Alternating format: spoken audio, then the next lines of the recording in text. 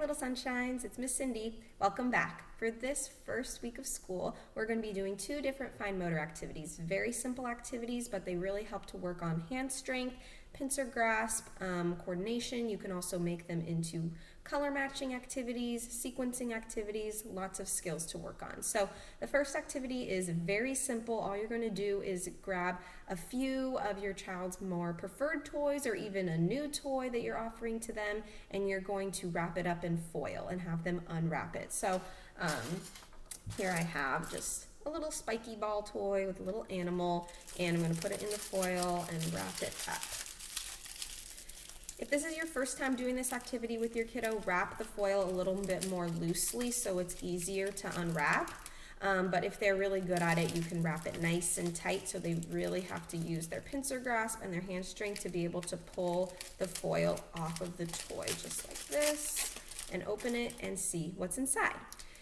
The way you can turn it into a sequencing activity so that they're following like a two-step direction is having a basket full of the foil wrapped toys on one side of their body or on one side of the table, and then have an empty basket or bowl on the other side of their body or on the table, and have them unwrap the toy, and then once they find out what the toy is, and they put it into the empty basket, and then they unwrap a toy and then put the toy into the empty basket.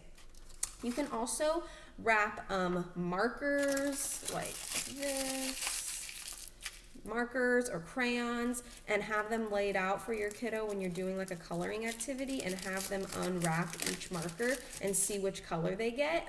So it makes it more like exciting and like the element of surprise for when they're coloring, and just unwrapping the toys is really fun for them, and it really works on those fine motor skills too.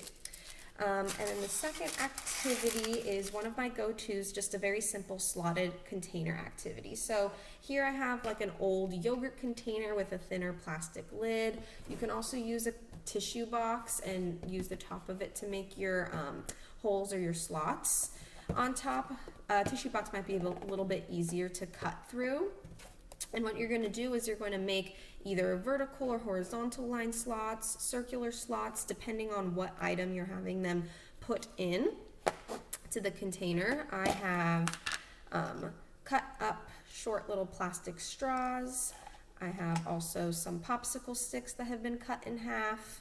You can also use colorful popsicle sticks. I recommend either cutting them in half or buying the mini craft sticks that are already sold that are like half the size of this, just because first, if you're using a smaller container, you want the item to fit inside, so you want it to be smaller. And then also using a smaller item helps to promote the use of the fingertips or the tripod and pincer grasp better than a larger item, because with the larger item it's very easy to just hold the item like this and try and put it in like this, but with a smaller item you really have to kind of use your fingertips to be able to put the item into the slot.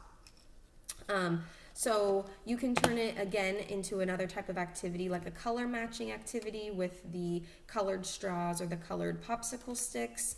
And what you'll do is you'll just, instead of using, like for example on this, if the slot was a little bit larger of a circle for your straw, you can color around each circle with the matching color to the straw. So you can color around one circle purple, red, blue, and then have your child try and match the color of the straw to the color of the hole.